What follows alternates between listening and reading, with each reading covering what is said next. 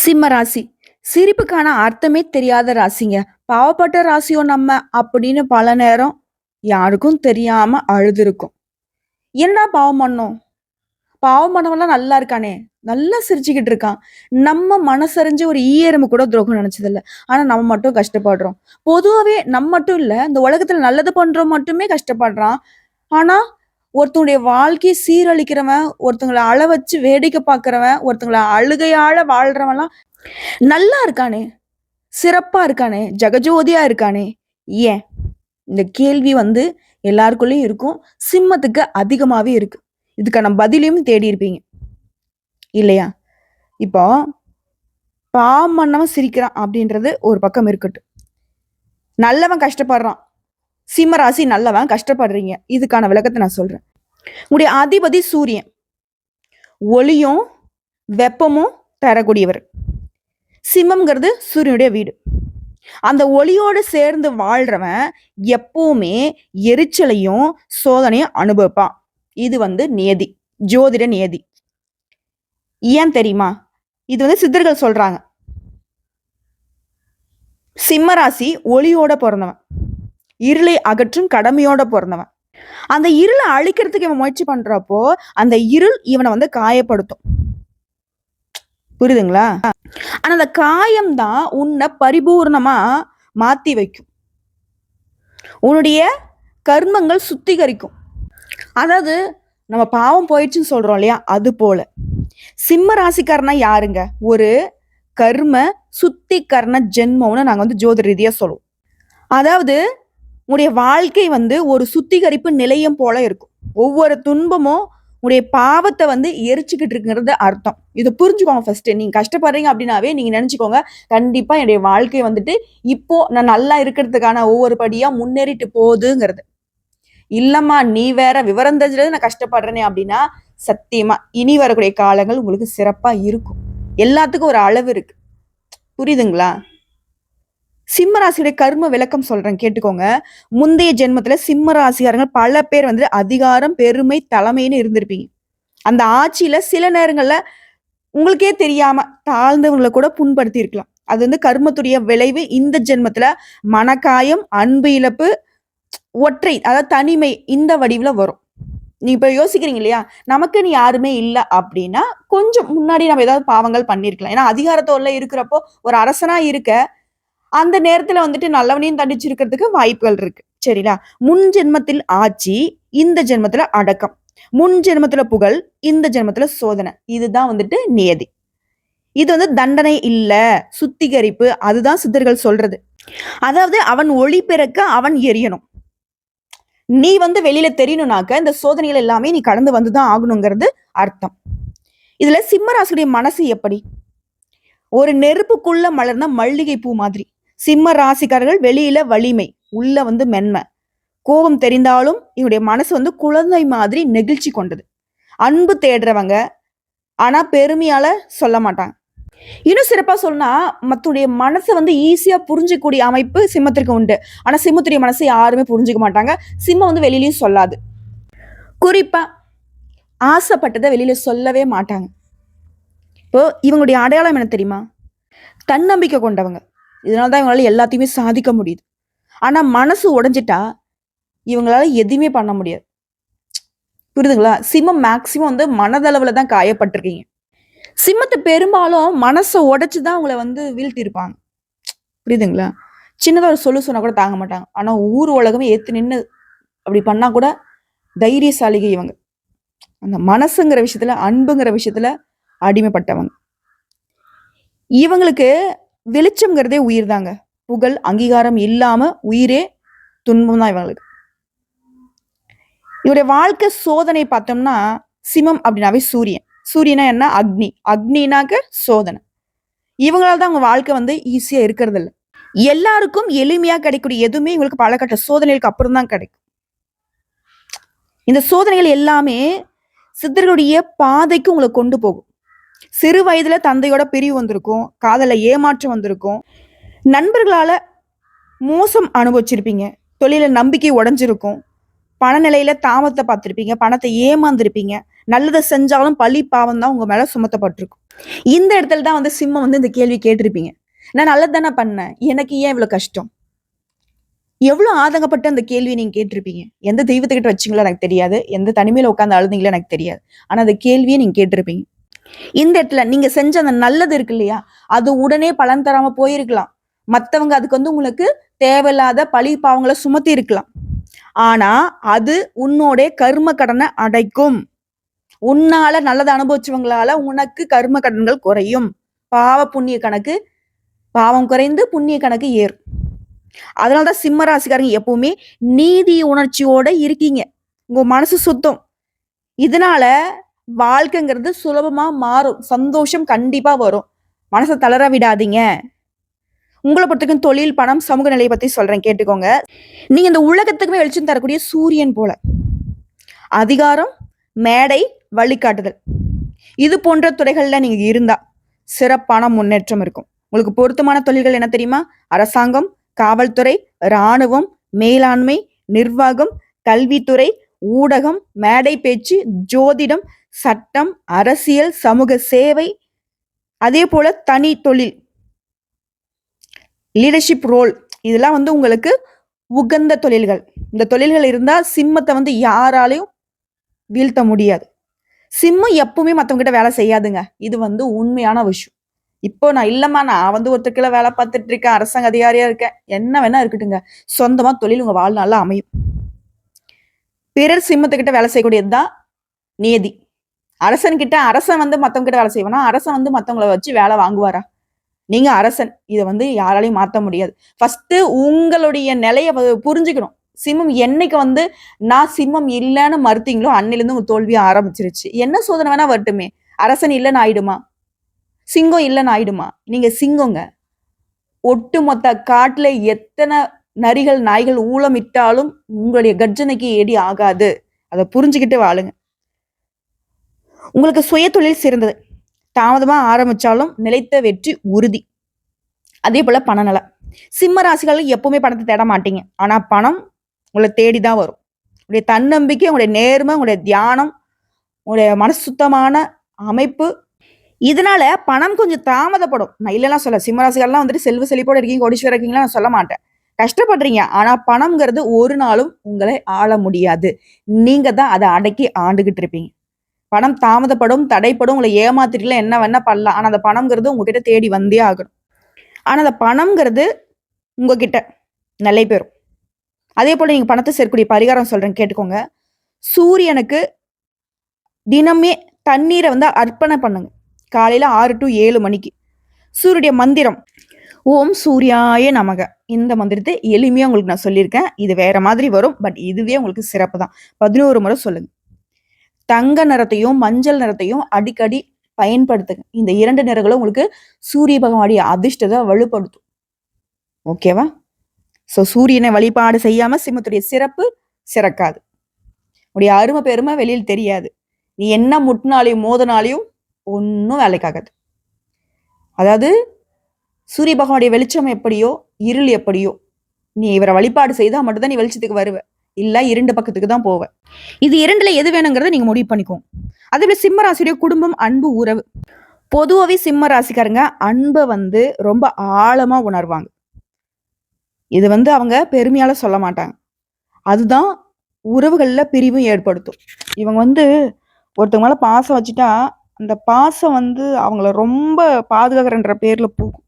ஆனா இவங்க பாசத்துக்கு தகுந்தாற் போல அந்த ஆப்போசிட்ல இருக்கிறவங்க இருக்க மாட்டாங்க, உண்மையா இருக்க மாட்டாங்க. இது வந்து இதனாலவே சிம்மம் வந்து நிறைய சிரமத்துக்கு உள்ளாகிறதுக்கு நேரம். அன்பு தந்தவன் புண்ணியம் சேர்க்கிறான். அன்பை எதிர்பார்த்தவர் துன்பப்படுறாரு. அன்பு கொடுக்கறது அதிகமா நீங்க தான், ஆனா புண்ணியம் சேருது. அண்ணா அன்பு எதிர்பார்த்து கஷ்டப்படுறீங்க. ஓகேவா? உங்களை பொறுத்த வரைக்கும் நம்பிக்கை வைக்கக்கூடிய மனிதர்கள் வந்து அதிகமா உங்களை காயப்படுத்துறாங்க. இப்ப சித்தர்கள் என்ன சொல்றாங்க தெரியுமா? சிம்மம் நம்பிக்கையோட பிறக்கக்கூடாது, நம்பிக்கையோட வாழ கத்துக்கணும். புரியுதுங்களா உங்களுக்கு என்ன சொல்றேன்னு?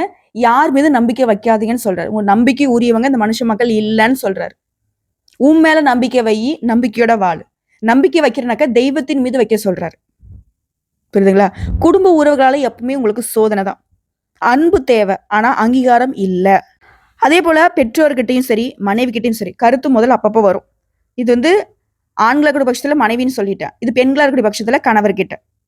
இதோட சிம்ம ராசி வந்து இவங்களுடைய வாழ்நாள்ல ஒருத்தரை வந்து மன்னிக்கவே முடியாது. அப்படிப்பட்ட ஒரு ஆள் உங்க வாழ்க்கையில இருப்பாங்க. உண்மை நினைச்சா கமெண்ட் பாக்ஸ்ல பதிவிடுங்க. இதோட உங்களுக்கான பரிகாரம், இந்த குடும்ப உறவுகளை, அன்பு, இந்த உறவுகளை எப்படி மெயின்டைன் பண்றது?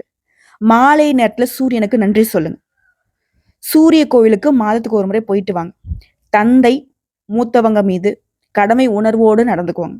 அவங்க என்ன வேணா பண்ணிட்டு போட்டும், ஆனா அவங்களுக்கு நீங்க என்ன பண்ணணுமோ உங்க கடமையை தவறாம பண்ணிடுங்க. அதே போல பெண்களுக்கான விளக்கத்தை சொல்றேன். சிம்ம ராசி பெண்கள் அப்படின்னாவே ராணிகளே அப்படிதான் சொல்லும். சிம்மராசி ஆண்கள் ராஜா போலனாக்க இவங்க ராணிகள் தான்.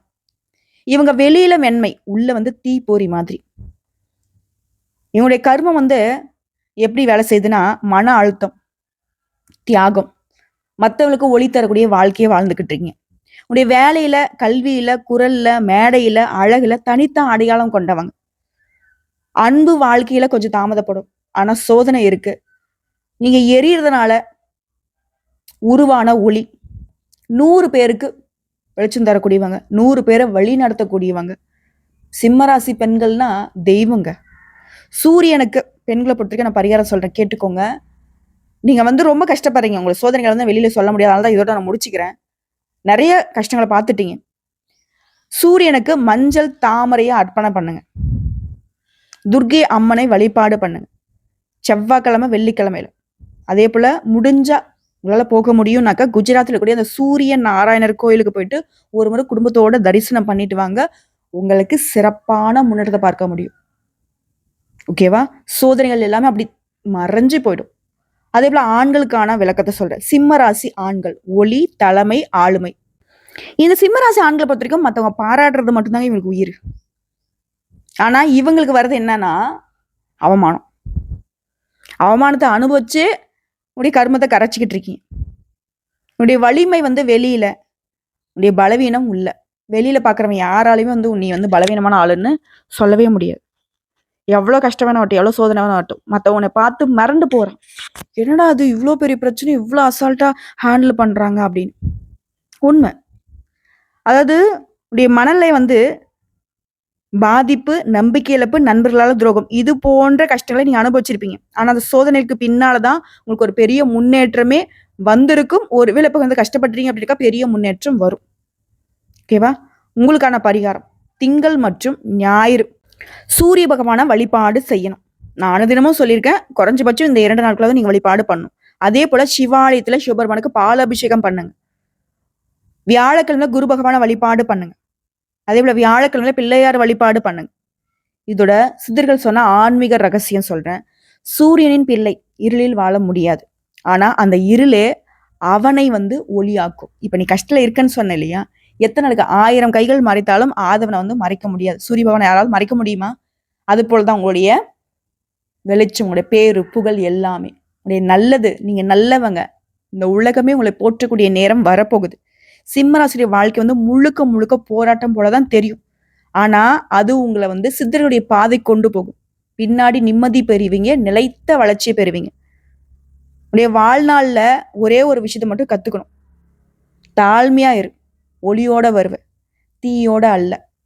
என்ன சொல்றேன்னு புரியுதுங்களா? ஒருத்தவங்களை வந்து கீழே இறக்கி பேசுறாங்க, அசிங்கப்படுத்துறாங்க, அவமானப்படுத்துறாங்க, அந்த இடத்துல நீ வருத்தப்படக்கூடாது, நம்பிக்கையோட இருங்க.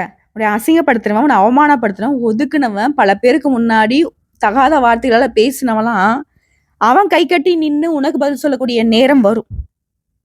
நெருப்புங்கிறது உன்னை எரிக்கிறதுக்காக இல்லை, நீயே நெருப்பா இருந்து மற்றவங்களுக்கு வெளிச்சம் தர போற. அப்போ நெருப்பை என்னால் தொட முடியுமா? அலறி அடிச்சுட்டு ஓடுவான், அது ஒரு நாள் வரும். புரியுதுங்களா? இன்னைக்கு நீ வந்து தலை குடிஞ்சு போறன்னு நினைக்காத, நீ தலை நிமிரக்கூடிய காலம் வரப்போகுது. உங்களுக்கான பரிகாரம் சொல்றேன், தெய்வ வழிபாடு சொல்றேன், நோட் பண்ணிக்கோங்க. சிம்ம ராசிகளுக்கு சிறந்த தெய்வங்கள் சூரிய நாராயணன், முருகன். முருகப்பெருமானை பொறுத்த வரைக்கும் பழனி மலையும் திருத்தணியும் உங்களுக்கு சிறப்பு. அதே போல நரசிம்மர் வழிபாடு, துர்க்கியம்மன் வழிபாடு, சிவன் கோவில்கள், சிவாலயங்கள் எங்க இருந்தாலும் போயிட்டு வாங்க. சிம்மராசிக்கு சிவன் வந்துட்டு அதிர்ஷ்ட தெய்வம். அதே போல நீங்க செய்ய வேண்டிய பரிகாரம் சொல்றேன், நோட் பண்ணிக்கோங்க. காலையில சூரியனுக்கு தண்ணீரை அர்ப்பணம் பண்ணணும். செவ்வாய் மற்றும் ஞாயிற்றுக்கிழமையில சிவாலய தரிசனம் பண்ணணும். மாதத்துக்கு ஒரு முறை சூரியன் கோவில், காஞ்சிபுரம் சூரியன் கோவில், திருநெல்வேலி நரசிம்மர் கோவில் இங்கெல்லாம் போயிட்டு வாங்க. தானம் பண்ணுங்க. குறிப்பா மாணவர்களுக்கு, படிக்கக்கூடிய மாணவர்களுக்கு கல்விக்கு உதவி பண்ணுங்க. புத்தகம் வாங்கி கொடுக்கறது, கல்விக்கு உதவி பண்றது. அதே போல தண்ணீர் தானம் பண்ணுங்க. எங்கேயாச்சும் மக்கள் நடமாட்டம் கூடக்கூடிய இடங்கள்ல தண்ணீரை பாத்தீங்கன்னா தண்ணீர் பந்தல் அமைச்சு கொடுங்க. முடிஞ்சா நீங்க அன்னதானம் பண்றது இன்னும் சிறப்பு. ஒரே விஷயம் சொல்றேன், சிம்மராசியுடைய எதிர்காலம் எப்படி இருக்குன்னு சொல்லிடுறேன். 25 வயசுல இப்படி இருந்தீங்கன்னா கத்துப்பீங்க. சோதனை அனுபவிக்கக்கூடிய காலம் தான். 26 to 35 தொழில்ல ஒரு நல்ல திசை வரும். உங்களுக்கான ஒரு அடையாளம் உருவாகும். 36 to 45 பண நிலையில உயர்வு பார்ப்பீங்க. பெரிய பேரு புகழ் வரும். 46 to 55 வயசுல வரைக்கும் குடும்ப வாழ்க்கை, குழந்தை, உங்களுக்கான அங்கீகாரம், சமூகத்துல பேரு புகழோட வளம் வருவீங்க. 56க்கு மேல ஆன்மீகத்துல வெளிச்சம், நிம்மதியா இருப்பீங்க. எந்த ஒரு இப்ப பார்த்த எல்லா சோதனைகளும் முழுசா உங்களை விட்டு விலகி இருக்கும். ஓகேங்களா? முடிவை என்ன சொல்றேன்னாக்க, சித்தர்கள் உங்களுக்கு சொல்றது என்ன தெரியுமா? சூரியன் ஒளி தரத்துக்கு முன்னாடி இருள் கடுமையா இருக்கும். அது போலதான் உங்க வாழ்க்கையில சோதனைகள் இருக்கிறது எல்லாமே நீங்க வெளியில தெரிய போறீங்க, பிரகாசமா இருக்க போறீங்க. உலகமே உங்களை அறிய போகுது. அது போலதான் என்ன முயற்சி பண்ணாலும் எனக்கு தடைப்படுது, தாமதப்படுதுன்னு வருத்தப்பட்டா கூட சரிங்க, முயற்சி கைவிடாதீங்க. நம்பிக்கையோட ஒவ்வொரு விஷயம் செஞ்சு பாருங்க. கடைசி நிமிஷத்துல கூட அது வெற்றியாக மாறும். அவன் விழுந்தாலும் அவனுடைய நிழல் ஒளியா மாறும். அதுதான் சிம்மம். நீ ஒளிக்காக பிறந்தவன், மற்றவர்களுக்கு வெளிச்சம் தர பிறந்தவங்கிறத புரிஞ்சுக்கோங்க. முடிவு என்ன தெரியுமா சொல்றேன்? சூரியனுடைய பிள்ளை எரிந்தாலும் உலகத்துக்கு ஒளி தருவான். நீ அந்த சிம்மம், எரிந்து ஒளியாக மாற வந்தவன். இதுதான் என் வாழ்க்கைலாம் நினைச்சிட்டு இருக்காத. மற்ற மனுஷங்களை போல கஷ்டப்படுறதோ, கண்ணீர் வடிக்கிறதோ, அழுகிறதோ, சோதனையை நினைச்சு ஒரு மாதிரி மன அழுத்தத்துக்கு உள்ளாகிறதோ அதெல்லாம் உனக்கு செட்டே ஆகாத விஷயம். புரியுதுங்களா? விழுந்தா விதை போல, எழுந்தா ஆலமரம் போல. நீங்க உன்னை ஒருத்த கீழே தள்ளி விட்டு வேடிக்கை பார்க்கறானா, அவனால உன்னை தொட முடியாத உயரத்துக்கு நீங்க போவீங்க. சிம்மம் என்னைக்குமே அரசர்கள் தான், மறந்துடாதீங்க. இதோட வாழ்நாள் முழுவதுமே சிம்மரை செய்யவே கூடாத ஒரு விஷயம் சொல்றேன், கேட்டுக்கோங்க. மத்தவங்களை இழிவா பேசக்கூடாது. அது சூரிய பகவான் தண்டிச்சிருவாரு. இதெல்லாம் சிம்மம் செய்யாது. ஒருவேளை ஏதோ ஒரு சூழ்நிலை நீங்க இந்த மாதிரி பேசிட்டா அது உங்களுக்கு தண்டனைக்கு உள்ளாகும். அதே போல நான் தான் சரி அப்படின்ற அகங்காரத்தை விட்டுடணும். கோபத்துல முடிவெடுக்க கூடாது. அது உங்களுடைய ஒளியை மறைச்சிரும். இரவு நேரத்துல சூரிய வழிபாடு வேணாம். சத்தியத்தை மீறாதீங்க. சூரியன் சாட்சி கிரகம், சரிங்களா? இன்றைய உலகம் ஒளிக்காக காத்திருக்கு. ஆனா அந்த ஒளி யாருக்கிட்ட வரணும்னு தெரியுமா? சூரியனின் பிள்ளைகள் தான் அந்த ஒளி. சிம்ம ராசிக்காரங்க எரிந்து ஒளியாக மாறுறீங்க. இப்ப நீங்க கேட்ட கேள்வி என்ன? பாவம் பண்றவன் சிரிக்கிறான், நல்லது பண்றவன் கஷ்டப்படுறான். ஆனா நல்லவன் தான் அந்த வெளிச்சத்தை கொடுக்குறாங்கிறத மறந்துடாதீங்க. சிம்ம ராசியோட சித்தர் ரகசியமே இதுதான். உங்களுடைய வாழ்க்கை எரியக்கூடிய தீ போல உங்களுக்கு இருக்கலாம். ஆனா அந்த தீயில தான் உங்களுடைய ஒளி இருக்குங்கிறத மறந்துடாதீங்க. உங்களுக்கான நல்லது தாமதப்படுது, ஆனா உங்ககிட்ட வராம போகாது. சூரியன் உதயமாவதை யாரால் தடுக்க முடியுமா? முடியாது இல்ல? அது போலதான் சிம்ம ராசிகளே, எரிங்க, தீப்பொறி போல எரிஞ்சு போங்க. ஆனா ஒளியா மாறுங்க. உலகம் உங்களை தேடி வரும். ஓம் சூர்யாய நமக.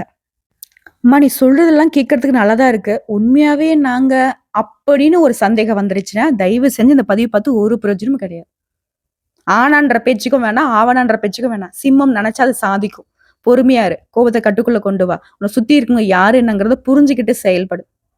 நீ சிங்கம், ஒரு சிங்கமா யோசி. நீ ஒரு அரசனா யோசி. இப்ப சொல்லுங்க, உங்ககிட்ட இருக்கக்கூடிய கஷ்டங்களோ, சோதனைகளோ, உங்ககிட்ட இருக்கக்கூடிய எதிரிகளோ உங்களுக்கு ஒர்த்தானவங்களா? உங்களுடைய தகுதிக்கும் தராதரத்துக்கும் இதெல்லாம் சமாளிக்க முடியாதா? தூசி மாதிரி தட்டி விட்டுடலாம். சிறப்பா இருக்க போறோம். சிம்மத்தை யாராலையும் வீழ்த்த முடியாது. இது உண்மை. சில பூச்சாண்டி உங்களை பயமுறுத்தி வச்சிருக்கு. ஆனா நம்மளுமே அது பெருசா நம்ம இப்படிதான் போல அப்படின்னு இருக்க ஆரம்பிச்சிட்டோம். பெரிய யானைய ஒரு சங்கிலியில கட்டி வச்சிடுறாங்க. அதோடைய குணம் என்ன? பெரிய மரத்தை கூட வீழ்த்த முடியும். அது பண்பு அதுதானே. ஆனா அந்த சங்கிலி கட்டுப்பட்டிருக்க அப்படின்னு சொல்றீங்களா? கிடையாது. அந்த பாகனுடைய அன்பு கட்டுப்பட்டிருக்கு. அது போலதான் சிம்மம் நீ அன்புக்காக, பாசத்துக்காக, உண்மைக்காக, நீதிக்காக, நேர்மைக்காக, எல்லாத்துக்காகவும் அடங்கி இருக்கிறத, அதான் யானை படுத்துட்டா எறும்பு கூட சொல்லுவான் நீ ஏன் ஆயிட்டுதான் அப்படிங்கிற மாதிரி எல்லாரும் இப்படி நம்மள கொஞ்சம் குறைச்சி எடை போட்டாங்க. நம்ம ஏஞ்சி நின்னோம்னா அது வேற மாதிரி. யானை அப்படின்னா என்னங்க? அன்பு கட்டுப்பட்டு அந்த சங்கிலியில அடப்பட்டு இருக்கு. ஆனா எல்லாரும் நினைச்சிட்டு இருக்காங்க அதோடைய தரமே அவ்வளவுதான் அப்படிங்கிற மாதிரி. ஆனா யானை நினைச்சா எப்பேற்பட்ட பெரிய மரத்தையும் ஒரே நொடியில உடைச்சு தள்ள முடியும். சாதாரண ஒரு சின்ன கம்பிக்கும், ஒரு சங்கிலிக்கும் அடப்பட்டிருக்குனாக்கா எதுக்கு? அந்த பாகனுடைய அன்புக்கும், பாசத்துக்கும் கட்டுப்பட்டு அது நிக்குது. அதுபோல தான் சிம்மம் வந்து இப்போ நெறைய சோதனைகள தாங்கிட்றீங்க, தலகுனிஞ்சு நிக்கிறீங்க அப்படின்னா, நெறைய பேருடைய வாழ்க்கை நம்ம கையில இருக்கு. நம்ம இப்டி கை இப்டி விரிச்சுட்டோம் அப்டின்னாக்கா, மத்தவங்களுடைய வாழ்க்கை சிதறி போயிடுன்ற ஒரே காரணத்துக்கோசரம். ஆனா அது எல்லாரும் ஏன்? நீங்க அந்த இறுக்கி பிடிச்சு வச்சிருக்கிற மத்தவங்களுடைய வாழ்க்கைய கூட அத புரிஞ்சுக்காம, அவங்களே கூட உங்களுக்கு சூழ்ச்சி வேல பின்னியிருக்காங்க. இது உண்ம. நம்ம மறுக்க முடியாது இல்லையா? இருந்தாலுங்க, நீங்க பட்ட கஷ்டங்கள், நீங்க செஞ்ச நல்லது ஒரு நாளும் உங்கள காப்பாத்தாம விடாது. நீங்க நல்லது செய்ய, செய்ய, செய்ய மேலுக்கு வந்துட்டே இருப்பீங்க. நீங்க கேட்ட கேள்வி, நான் நல்லது செய்றேன், கஷ்டப்படுறேன்னு சொன்னீங்க இல்லையா? கஷ்டப்படுறீங்க. ஆனா உங்களுடைய பேரும், புகழும் யாராலயும் மறைக்க முடியாது. சில பேர் நெனச்சுட்டு இருக்காங்க, இவன் பண்றதெல்லாம் வெளிய வரப்போது. அவன் செஞ்ச நல்லதுக்கு நம்ம பேர் வாங்கிப்போம் அப்படின்னு கூட நெறைய பேர் பண்ணியிருக்கலாம். உழைப்பு மத்தவங்க சுரண்டியிருக்கலாம். உங்க உழைப்புக்கான அங்கீகாரத்தையும், அடையாளத்தையும் மத்தவங்க எடுத்திருக்கலாம்.